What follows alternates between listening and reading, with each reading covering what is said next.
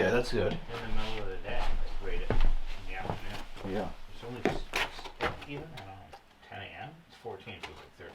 It's tomorrow's a great day.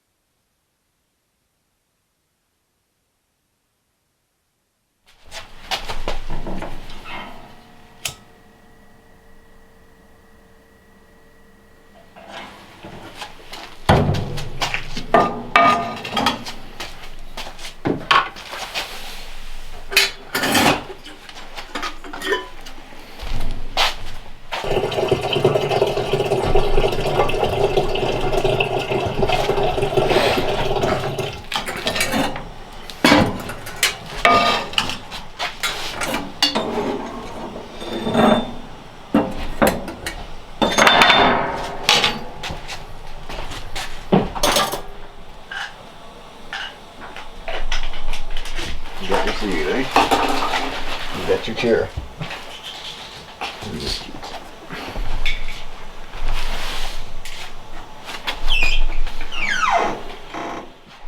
It's nice. There's still maintenance, so I'm staying.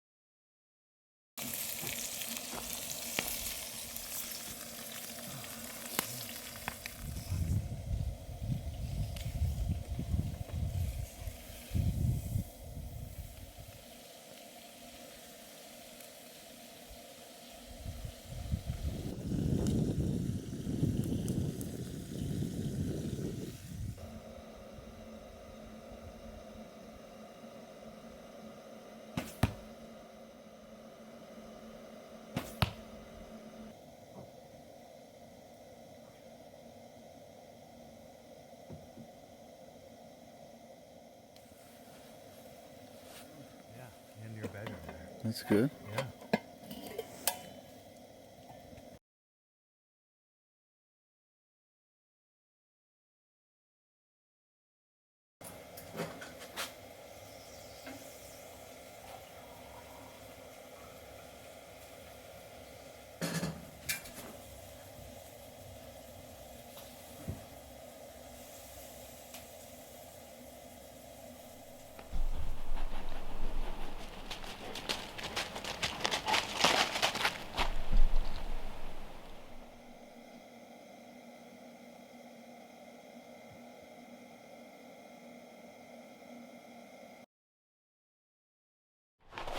Hi everybody, welcome back to the cabin.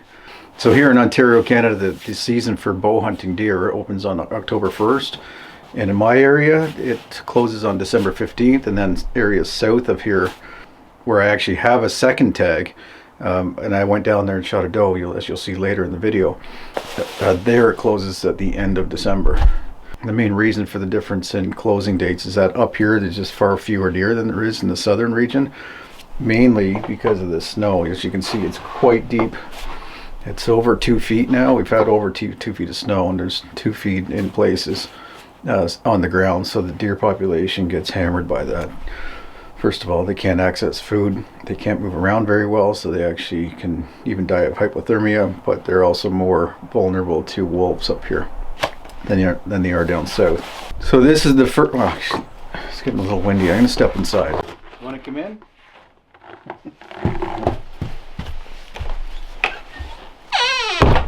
So before I continue with the video, I just want to thank AG1 for sponsoring this video and for continuing to sponsor the channel in 2026. So if you've been following the channel for the 10 years that I've been uploading videos, you know that I do not endorse anything that I don't believe in or that I don't use myself. So the first thing I do to wake up in the morning, I get up really early, like 4:30, 5 maybe at the latest. First thing I'll do is just have a glass of water to rehydrate, and then I'll mix 1 scoop of the AG1 powder in the shaker bottle, shake that up. I drink that first, and then I relax for a bit, do some stretching. And then if I feel like a tea, and up until this year I have had a tea every morning with a little bit of caffeine, but often just a decaf. And then I'll have breakfast, and then later, sometime after breakfast, I'll have a coffee of some kind. I plan on probably eliminating the coffee, maybe even the tea this year. Honestly, I don't need it for feeling better. It doesn't energize me. I find that the AG1's all I need. And because I'm drinking the AG1 powder, I don't take any multivitamins, because everything really that I need, mineral-wise and vitamin-wise, is in that AG1 powder, in the AG1 drink, especially this next generation that's out this year. And it's honestly just saving me time and money just by buying and consuming this one product instead of multiple products and trying to keep track of that. Every year, of course, energy is a little bit harder to maintain. I have to really clean up my diet, and I have really cleaned up my diet. I'm making sure I'm getting exercise. I'm making sure that I'm stretching and just getting fresh air and grounding, all the things that are important to natural health. And this is just one more component of that. Now, they released a product last year, AGZ, and I drink that at night as well, just before bed. Helps me wind down, helps me get a restful sleep, and it helps me wake up refreshed in the morning. So if you do want to give AG1 a try this year, then scan that QR code in the bottom left-hand side of the screen, or click on the link in the description below. And with that first subscription, here are the things that you're going to get with it. So if you order it soon, this is mid-January I'm releasing this video. I'm not sure how long this will be available, but what you'll get is the flavor sampler. So they have 3 new flavors as well as the original. And then with the AGZ, which is the nighttime formula, you get a flavor sampler as well, which has chocolate, mint, and mixed berry. So you'll get these 2 flavor packs as well as the 1-month supply of vitamins D3 and K2 in this bottle. And you'll get the welcome kit that includes the shaker bottle, the canister, and it's going to be dirty because of course it's full because I use it every day, and the scoop. So you just take this 1 scoop, put it into the shaker bottle with fill it with water, obviously, shake that up, and I just drink straight out of the bottle. So thanks again to AG1 for sponsoring this video and for sponsoring the channel. I really appreciate it. Before I continue with the video, I just want to quickly thank AG1 for sponsoring this video again. It's better. So anyway, near the end of this video, you'll see what I'm actually doing today, and that's cooking up some of that venison, making a traditional French meat pie for Christmas gifts for my parents and couple other family members. Anyway, bottom line is I did not shoot a deer in this area. First time since moving up here, what, 6-7 years ago. And it's the first year that I didn't shoot a buck. Yeah, I did not shoot a buck. First time in probably 10 or 15 years that I didn't shoot a buck. And I did not even see any male deer over a yearling, year and a half. So little spikes, like literally tiny spikes. I could have shot one here actually, back here on the food plot earlier in the season, as you'll see in the video if you want to watch it. That's basically the summary of the season. As I did very poorly in this area, I had to go south and use my southern tag to shoot a doe, southern Ontario, meaning down by Toronto. I had to shoot a big doe down there for meat. But as of yesterday, like I said, the season closed up here and I'm not going south again. So that's it. Very, very poor year for hunting for me. Really, for big game, I got a bear and that doe, whitetail deer. But I did not get a turkey this year again, first time in a decade probably.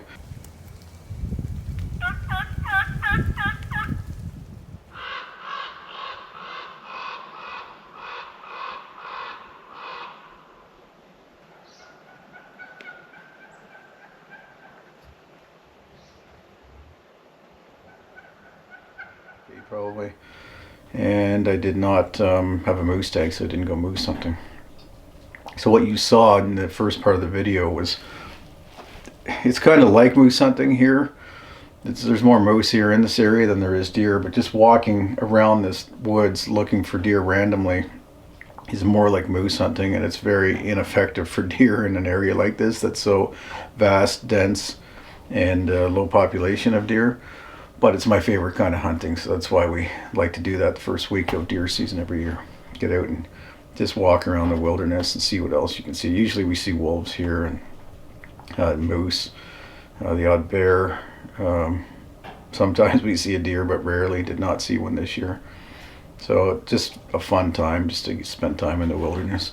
Now, the one thing, I don't write this off as a complete failure this year or that I didn't get anything out of it. I'm always learning, first of all, learning new areas and learning this area still, but also in particular here on this property, I'm setting it up for the future. So I'm cutting trails, I'm improving wildlife habitat, the cutting trees down, making that food plot, and I'm going to make another one this year, thickening up some of the bedding areas so that they can hide from me and also from wolves that are chasing them around here. Just increase the amount of food on the property by getting sunlight to the forest floor and letting the small stuff grow up that the deer like to eat. And then probably a couple of aspen groves I'm going to cut down and let all the root sprouts come up and create some thick stands of poplars, aspen, that the deer eat, moose eat, and the bears eat. Bears, grouse, snowshoe hares. It's a very common and valuable food here. So that's what I'm going to work on over this winter and then again in the spring. And again, just keep learning the property so that next year, plus when I don't shoot deer, that means hopefully some of them survive this winter and they come back. I know a couple of the bucks that are on camera. Well, I don't know for sure, but pretty sure that they're the deer that I passed up, like I intentionally did not shoot last year to let them get older. And it looks like 4 or 5 of them return this year. Like I said, I'm not sure they're new, but I'm going to assume that all those 5 or 6 bucks that I had on the trail cameras here last year, I didn't shoot any of them, and now they're bigger this year. So I'm thinking that's what happened. So next year they'll be even bigger. And next year I'm going to make a point of getting a moose tag in a different area, even if I have to go to a different province or state. Make sure I spend more time moose hunting, and I'll probably hunt just on my property again for bear in the spring. Anyway, hope you enjoyed this video. It's kind of long because I filmed all through the season from October 1st right to December 15th. And I learned stuff. You might learn something from it, and you might be entertained by just seeing how much work I put into it for the amount of success that I had. Anyway, that's it. Thanks for watching. Appreciate it. I look forward to seeing you back here at the cabin next time. Take care.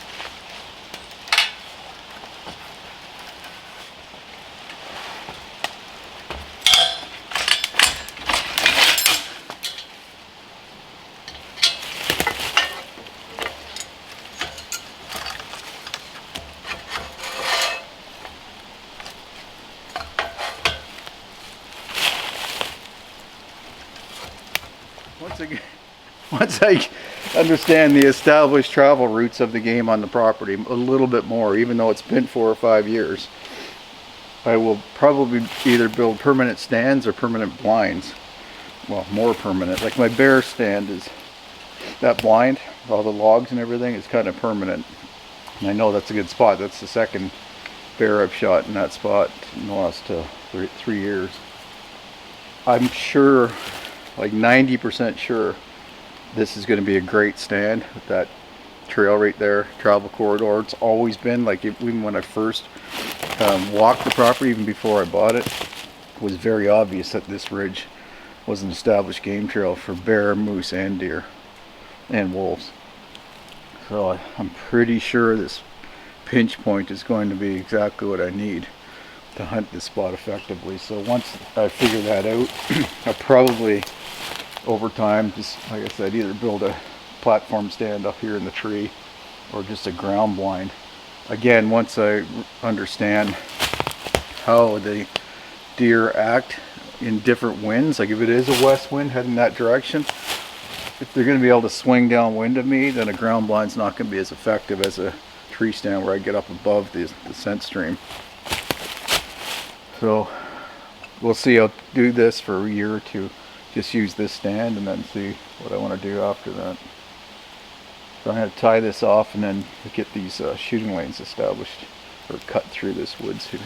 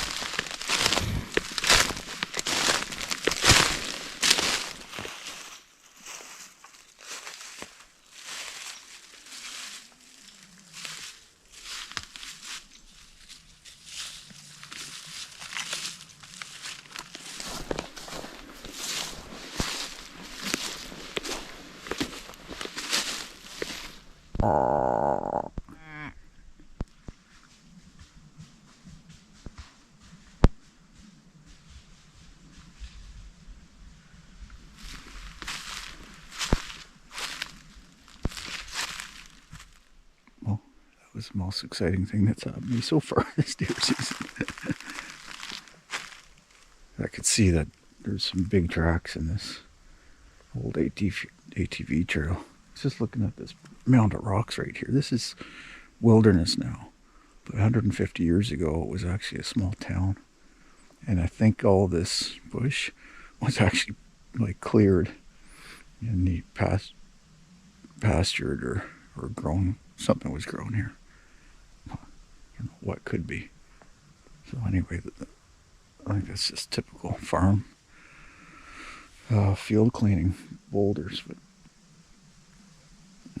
or it could be part of a foundation torn apart. Anyway, 3 deer walking along this, according to the tracks in the old TV trail here, and sure enough, 2 big does and a fawn came walking across 40 yards in front of me here. I'm not doe hunting. In this area, I have a doe tag for far south of here, but up here I'm just buck hunting, so I wasn't interested anyway, but I was curious to see if there was any bucks with them. It's October 26th, 27th, something like that today. So the bucks are starting to follow does around.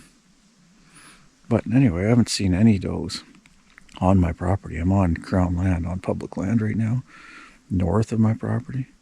And this is the oak grove that I don't have on my land. I've got scattered oak trees, but I don't have any big like stand of oaks like we have right here. It's all red oak. I haven't been seeing acorns on the ground, but so many leaves are probably covered. Anyway, I'm assuming that's what they were doing, feeding through here. And I know where they're headed, down to the bedding area down in the bottom.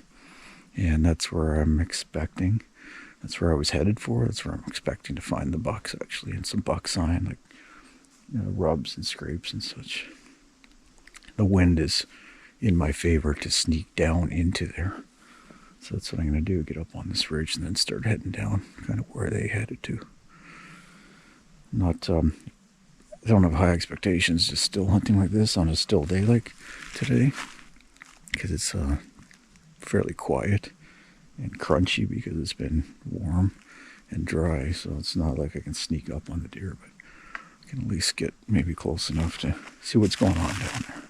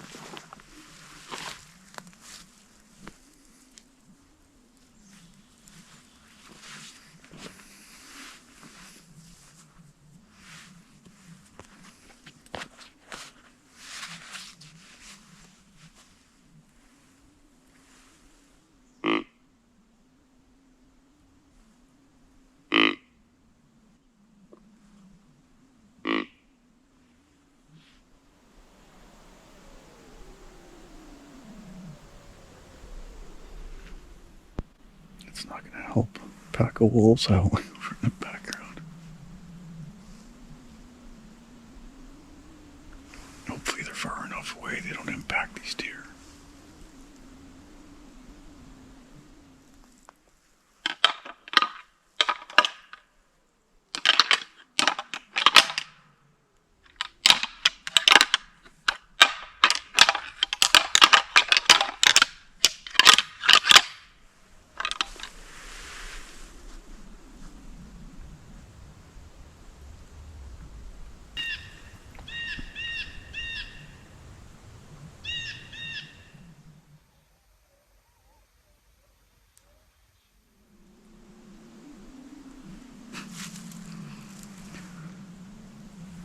You saw me rattling?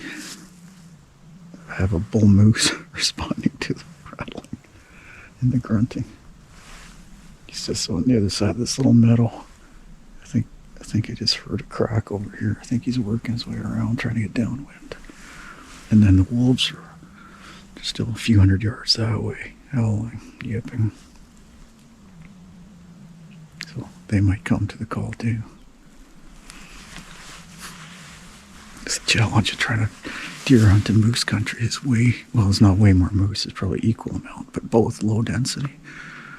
Moose are naturally low density, and deer in this area are low density. Probably got 1 or 2 deer per square mile, and maybe 1 or 2 moose per square mile, I'd say. No, probably more moose than that. I don't know, somewhere in that range. Put in perspective, I think Iowa has like 40 deer per mile. Pennsylvania, it's 40 deer per mile.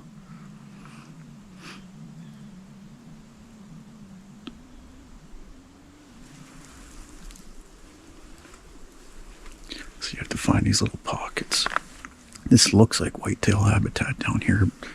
The only scrape I've ever found in my area is right here, and it's been here every year for the last 4 or 5 years. So this is a bedding area on the other side of this meadow, but it's also a bedding area for moose and bear. There's bear droppings right here. And I often see moose in this meadow and around that area. So, never know what you're going to see here, but now I'm deer hunting, so that's what I want to see.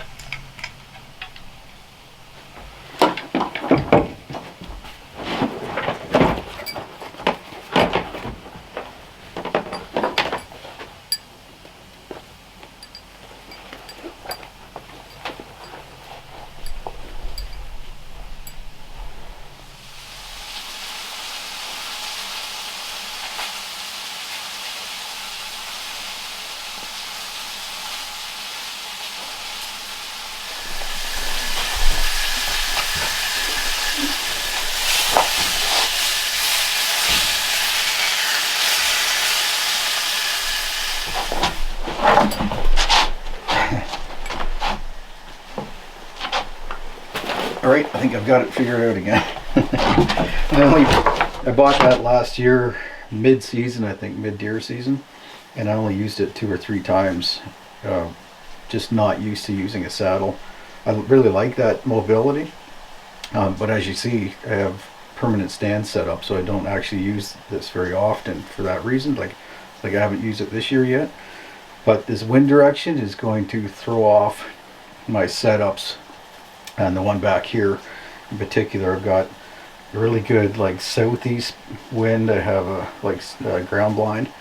I have that ladder stand set up for a west wind, and then I have a north wind stand that covers the main trail where they come into that food plot. But I don't like hunting that aggressively. I don't want to be too close to where they're feeding, because I'll have to get down and possibly or likely spook them as I'm getting out of the tree. It's the 29th of October right now, and the bucks are just starting to actively get active during daylight, and it's early and aggressive to get in too close to where they are, especially because there's this young spike that's like practically living in the food plot in that clearing. And then I noticed on camera they're starting to chase does, him and a 3-year-old chasing the does around. So I know they're going to be in the area, so getting down is going to be an issue. So I'm going to set up downwind further, and this is an east wind, sort of a northeast wind. So like I said, I have no stand set up, so I'm going to back off a little bit to where I can just cover the edge of the food plot, but be able to get down without spooking them, and just hope one drifts my way, because otherwise I'm just going to be watching them and not be able to get a shot. My effective range is only like 20 yards, so I need them to get pretty close. Anyway, I'm going to have lunch or dinner and then head out early.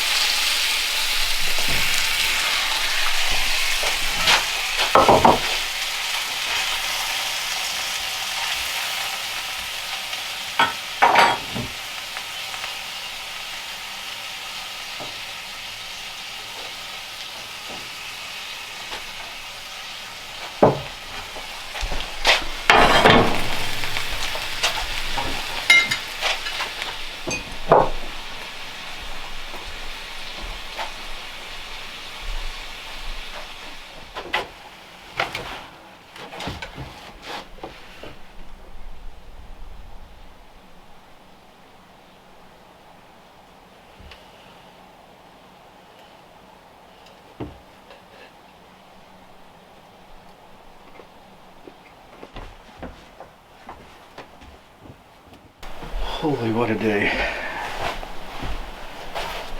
What a life. This fall, actually this whole year has been exceptional. Spent almost all of it outside, taking advantage of the beautiful weather we've had really since like June. It's been hotter than normal. Yeah, actually May actually. Hotter than usual, which normally I don't actually like, but this year I actually got used to it, so I was fine with it after the first couple of weeks. And it's been really dry, but actually not so dry that things aren't growing, with like not drought and not a real risk of fire. We had a short fire ban, but very brief. I think, like I said, I think it's October 29th today. And it is how many degrees? Like 14 Celsius. Dropping down to about 29 tonight Fahrenheit. So another freeze. It was quite a bit colder than that this morning. Probably what, 20, 15, 20. Beautiful morning though. And I am really appreciating this lifestyle this year. Alright, I'm going to sneak over there without overheating.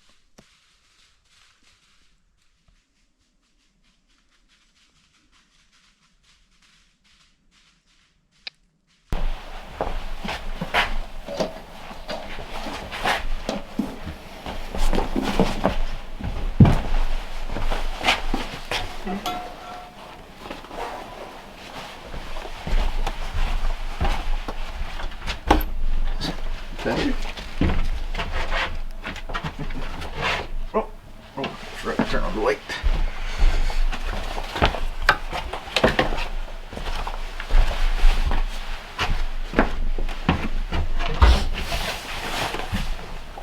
Cali, you gonna sleep in your chair here? Coming up?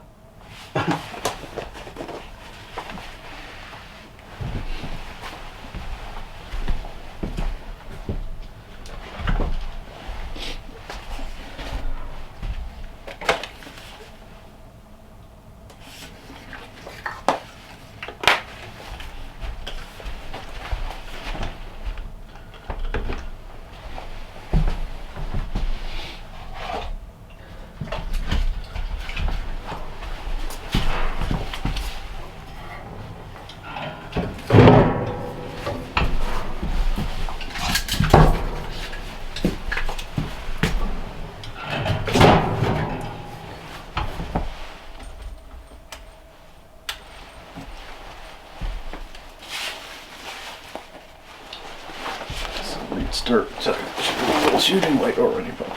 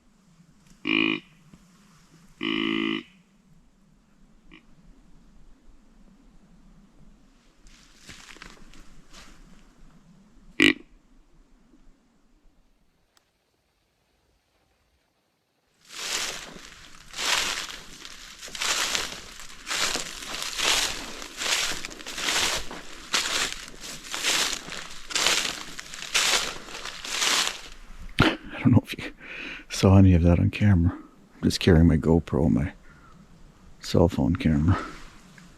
I don't know how many moose that was, 6 maybe, I would say. It split off in both directions, and then they're hearing me walking and they're wondering if I'm another moose, so they're kind of running back and forth. But it's not good for deer hunting, obviously, so I'm going to pull out of here. Head back to the cabin. I thought back there I was getting a response from a deer. Could hear cracking in behind me. But it might have been one of these moose too, I guess. But I thought they were responding to my deer grunts.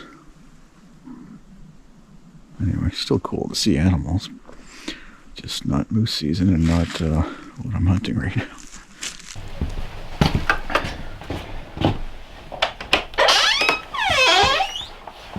Hey, looks like you were chewing on it.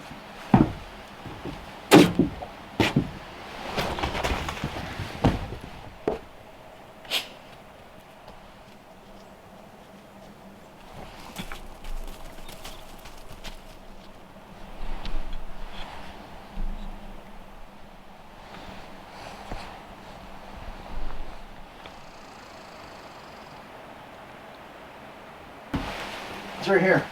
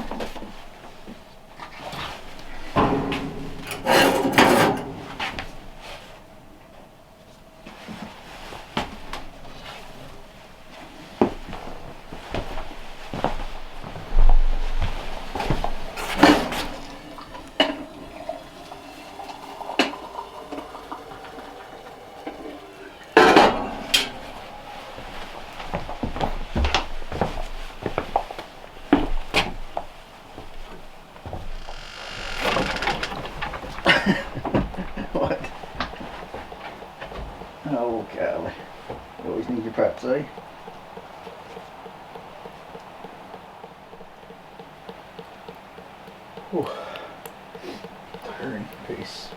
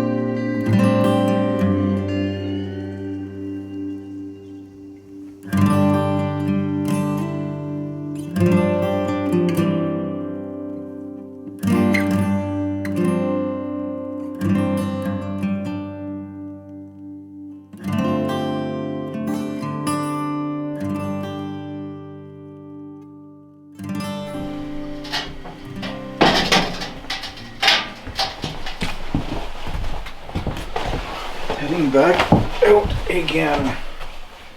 It's just 2 o'clock right now, 2 in the afternoon. I should have gone out probably an hour ago and got into position. So this morning, I went and sat my stand. That's only a couple hundred yards behind the cabin here. Because on trail camera, the 2.5-year-old buck that I'm after was, I went by my stand twice in the morning. Like 10 yards from my stand. My 2 stands, actually. And I wasn't there, foolishly. So I went and sat there this morning and didn't see anything. But I tracked. It's 2 young bucks hanging out together, a 1.5-year-old and a 2.5-year-old. That's all I have for deer right now. The other one's headed south as soon as the snow hit. It's not like I don't think they're gone for the season. It's just that I heard that a hunter that owns a few hundred acres or a couple hundred acres south of me. I have crown land, like public land beside me, but then the next parcel of land is a hunt camp, just a single guy by the sounds of it. And my neighbor, the only guy who lives on the road, down the road, he's actually across from this guy I'm talking about that has the food plot. So he helped them put in a food plot this summer. And it sounds like it's been pretty effective, feeding at least the does all summer. So that is not helping my situation here. Sounds like the does, well, I saw the tracks when Cali and I were out walking a couple of days ago. We saw the tracks heading south off my property and across the crown land and probably all the way to him. I didn't track them past the waterfall. So anyway, I'm assuming the mature bucks are with those does because it's peak estrus right now. Does stay in heat for 24 to 48 hours, I believe. So they'll breed multiple times during that period. And they can even breed with multiple bucks. And then the typical average fawns or offspring is 2. So they have 2 fawns. And, typically this is not great habitat up here, so sometimes they just have 1. And often, if they do have 2, the wolves get at least 1 of them, or the bears. So I rarely ever see 2 fawns with a doe. In fact, I don't know if I've ever seen that on this property. Anyway, where do I start? So the 2 bucks that are hanging out together, the 1.5-year-old and the 2.5-year-old, I track them from back here all the way about a mile across the ridge, down into a little, what's the water on the stove?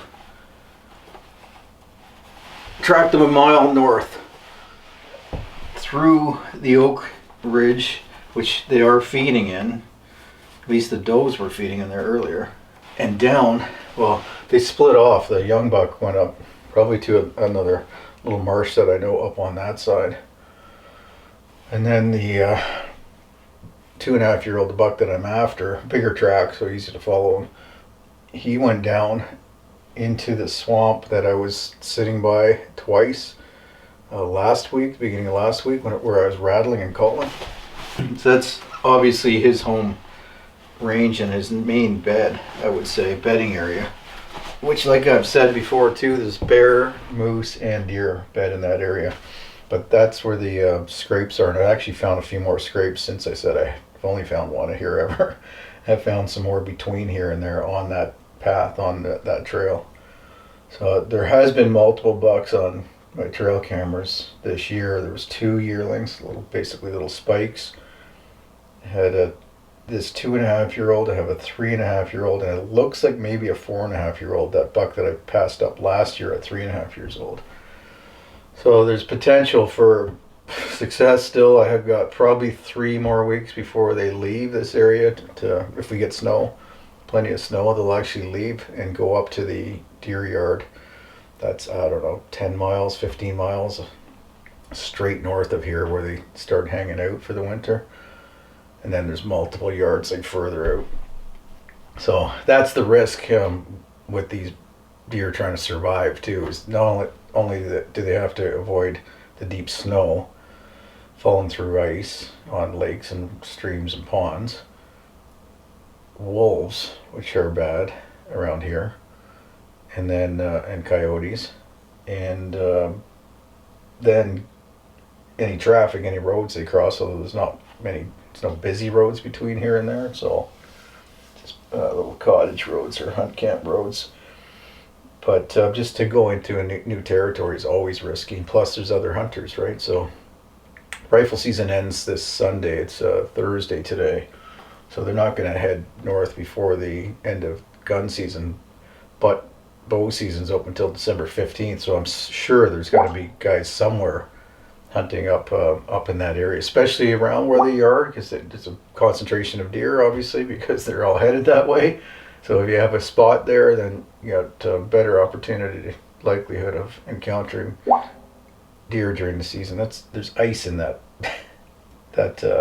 pot. That's why it's bubbling like that. Anyway, I'm happy just to be able to attract 5 bucks to this area onto my property, and I have, it looks like only 2 does, maybe even just a doe and a fawn this year. Normally I have 5 antlerless deer on camera, like 2, 3, but on average I think 3 does and a couple of fawns is my average over the last 4 or 5 years. Which I'm not only am I not interested in shooting them, I don't even have a doe tag for this area. I couldn't shoot a doe if I wanted to. I do have one for south where my buddy lives. Guy that was up here deer hunting for the opening few days of bow season here. Where he lives, you can get extra tags, so I bought 1 extra tag for down there. So that's an either sex, antlerless or antlered deer. So I'll go down there and harvest, hopefully just a small buck there too. I prefer not to shoot the does, but there's extra tags because there is lots of deer in that area. Or up here they don't issue doe tags because the population is low and we're trying to grow it. Anyway, this buck went down to that swamp. I think that's what I started saying. I tracked him right to the edge of the thick kind of marshy stuff basically where all the bull moose are hanging out, because there's all the trees are rubbed in there, and where I walked into the half a dozen moose last week. He's down bedding in there. I followed his track, like headed there, and then I found his track coming out, as well as his in and out the previous day before. There was a little bit of snow, a dusting of snow on top of it. So I got 2 days of data of history basically where he's been traveling. So I'm headed there now, and I should be gone because, like I said, it's at least a mile up there. So I better go sneak up there and see if I can see him. This is not a bow hunt right now. I'm after meat. I'll be bow hunting again next week, but I'm going basically to sit in an opening, little ridge of bedrock there with the oaks and pines around me. So it's no way I'm going to get in within bow range of a deer, just randomly walking through that area. It's not like set, worn trails like you're used to in agricultural country, where I used to hunt. It was a little bit easier back there. Anyway, long-winded way to say I better get going.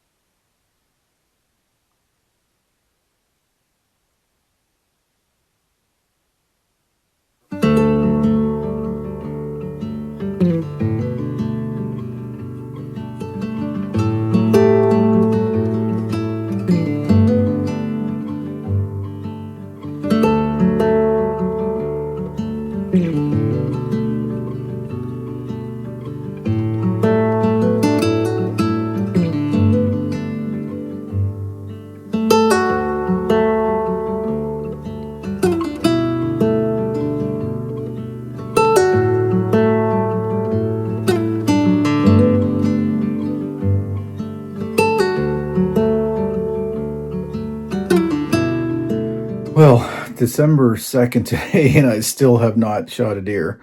So I'm heading south about 3 hours down to my buddy's place, where there's still almost as much snow, actually, ironically, just the way the weather systems have worked out so far this year, but way more deer down there because there generally is not that much snow, and there's not an accumulation like we get up here that reduces the deer herd. So I have a doe tag down there. I only bought one extra tag. I think I could have bought more. Not sure if there's even a limit as long as they're available. But anyway, I bought one. It's an either sex tag. I'm assuming I'm going to shoot a doe because there is a lot of them there. So that's the plan, that I shoot a big doe for meat. We're down to the last 13 days of the season here. And I only have a buck tag. I'm still pretty confident that I'm going to get one. I have a couple of bucks around that I know of that are mostly nocturnal, but I'm just going to get aggressive and go in after them where they spend the day. So that's the plan. So anyway, I'm going to pack up here and head down there, make the drive, and then hopefully tonight I'm processing a deer and getting that hung at the cabin. I'll let it hang probably for a couple of days. Pretty decent weather for hanging. It's down around freezing. But if I leave the hide on, it won't freeze solid, but it'll age a little bit. So that's the plan. I'll get it hung up. Anyway, wish me luck.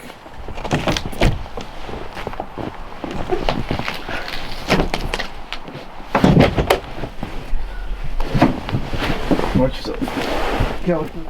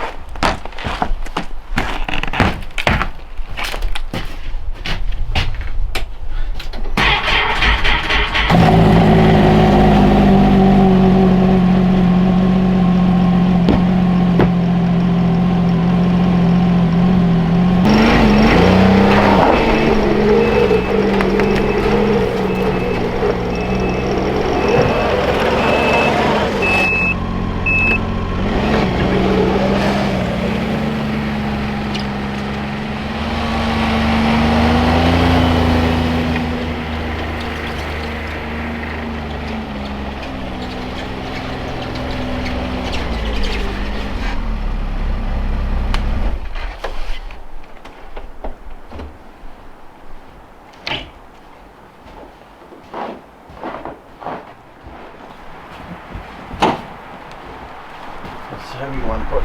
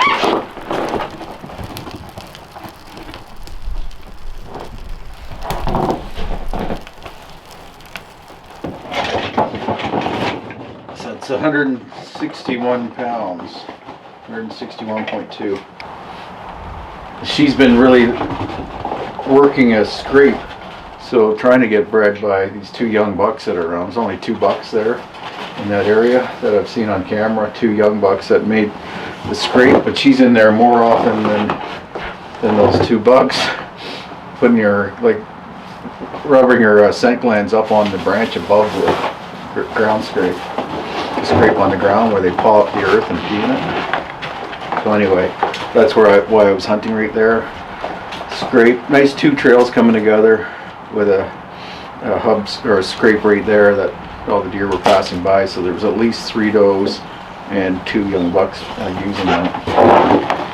But it's right behind. This is what the problem is. So when I showed you I was going out from my workshop and getting in the truck to drive to my buddy's place for his hunting area.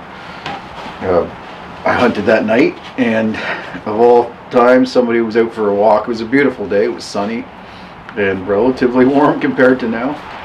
So it was so they ruined the hunt.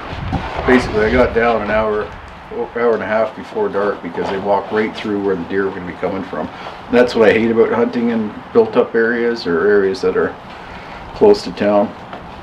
You just have to deal with those kind of situations. So I went back the following night in nasty weather, and it was uninterrupted, and she came in right at dark walking down that trail. So I guess I got lucky. Anyway, that's the challenges of hunting for whitetail deer in moose country. Well, all the big huge wilderness around me, all the forest around me is more conducive to more suitable for moose, bear, and wolves than it is for deer. So I still have not shot a deer here this year on my property. And there's 3 does and 1 buck still around showing up on my trail cameras back here. But any of the other bucks that were here earlier in the year, they've disappeared. So I don't know if they went to the yard already or if they're just wherever the other doe groups are in the area. Big buck that I passed on last year only came in like 3 times this year onto the property, so very challenging. I have 11 days left to fill my tag for this area.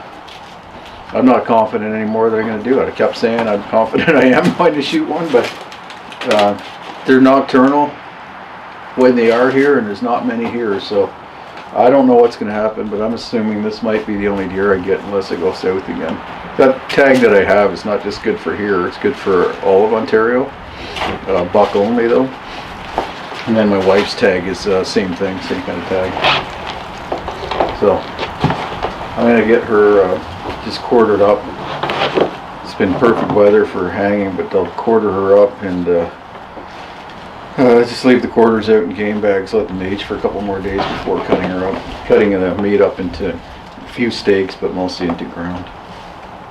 Cali, what are you doing? Is there a squirrel under there?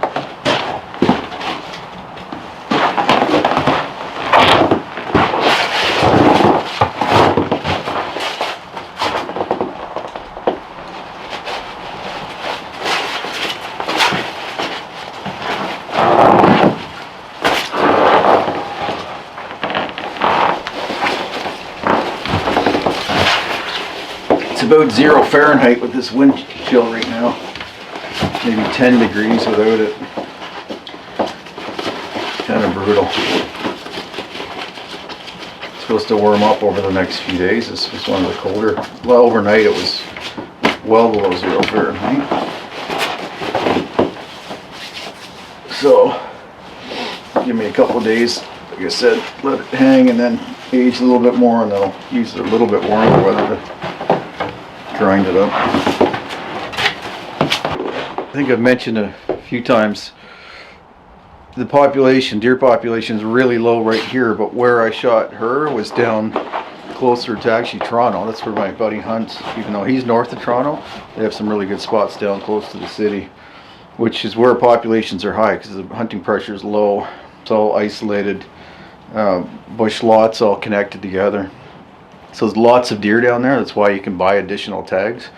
So I bought a tag, and he probably buys 2 or 3 additional tags every year. And they shoot only bucks, but I'm good with shooting does for meat. So down there, population's high enough that I can do that without affecting the population. I've never shot a doe up here. I wouldn't, because I'm trying to build the population. And the more does I have here, the more likely bucks are to come in to breed them during our November rut. So it allows me to target bucks. But it also makes it more challenging when I'm not willing to shoot a doe. I could have shot a yearling buck, so a 1.5-year-old buck. That one night I did sit in that, I used that saddle and climbed up the tree in the food plot, the edge of the food plot, and I was able to watch that young spike buck feeding for like half an hour. Could have harvested him, and then I could have harvested another one behind the workshop earlier in the season. But I passed them up, assuming I was going to get an opportunity at some bigger bucks. I don't mind shooting those small ones, like 1 a year at least, so that I can get really good quality meat. But I prefer to let them grow and get a little bit bigger. But I'm a total meat hunter. I'm not a trophy hunter at all. I do like antlers like anybody, and I'd love to get a big buck occasionally, but I don't focus on them. I focus on good meat animals, which those are great, and so are young bucks. I'd love to live in an area with more deer, but that would be at the expense of the moose and the bears that I have around here, which are fun. Not that I can hunt the moose here typically, but nice to see them. And also I do love bear hunting and bear meat. But I think given a choice, I'd rather have a lot more deer than any other game. I like the high deer areas where you can harvest deer for well, several of them first of all, but for many months. To extend my hunting season if I lived in an area south, like southern states, middle to southern states. Well, any of the states, pretty much, are better deer hunting than here. I'm doing the gutless method because I was hunting near a town. Like I said, I didn't want to gut the deer on that ground, on that land, and leave a gut pile. That would attract predators. So I just took it out like this. Now I'm doing the gutless method, where I'm taking all the meat from the outside and working my way in, and then trying to harvest some of the sinew.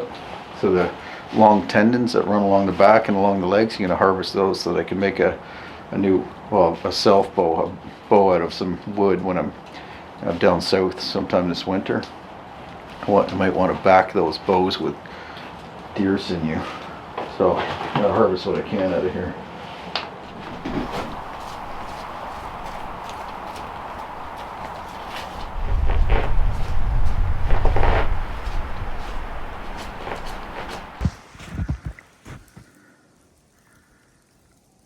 This is the tree that I shot that doe from. I'm only at, what, 10, 11, 12 feet maybe not even.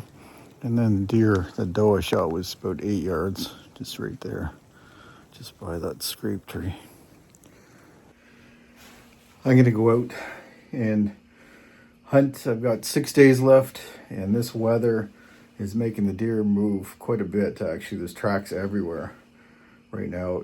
Getting, well, it's what, a foot of snow I'd say on the ground right now, and it's snowing pretty heavy right now. We're gonna get another 6 to 8 inches. So it's starting to accumulate, and the deer are moving around to get to their, basically their wintering areas, their winter yards.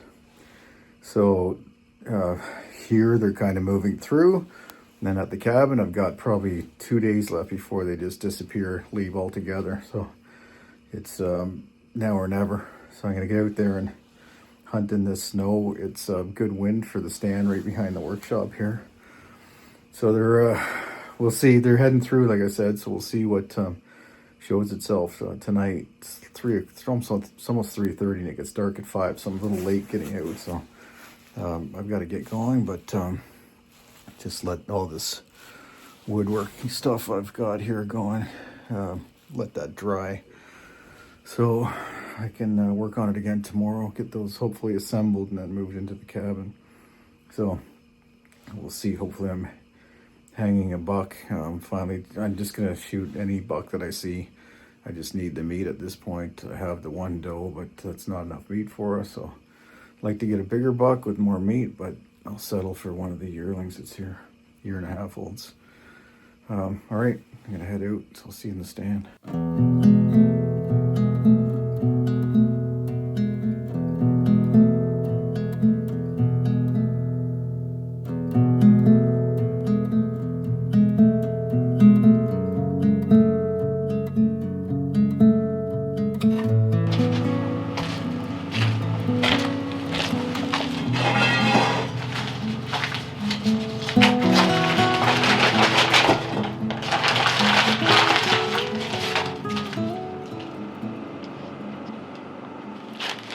This is the ground venison from that doe I shot a couple weeks ago. See how dark that meat is compared to the pork. So what I'm making is a pork and venison tortilla, which is a French meat pie.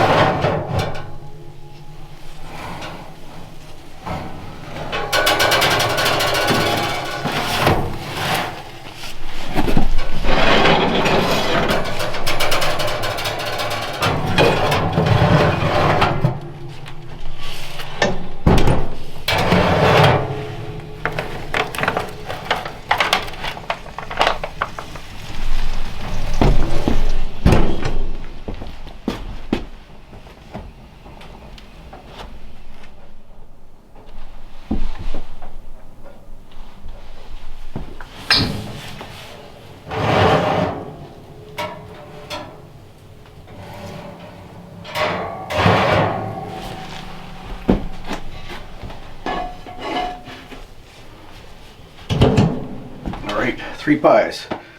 Thinking one for my parents, one for my sister, and one for our family Christmas, with just our girls. Or actually, probably the following. Probably my wife's family, my wife's mother and sister or brother, for Boxing Day. Yeah, that's what I'll do. Keep one for Boxing Day. Alright, pack these up and get them in the freezer for a week. Yeah, it's 15th, 16th today. So a week for this one. Freeze them, and, just to heat them up, just going to wrap them in tin foil. And then heat them up on low for like 200 maybe for 20 minutes, half an hour. Well, more than that if it's frozen, I guess. 40 minutes.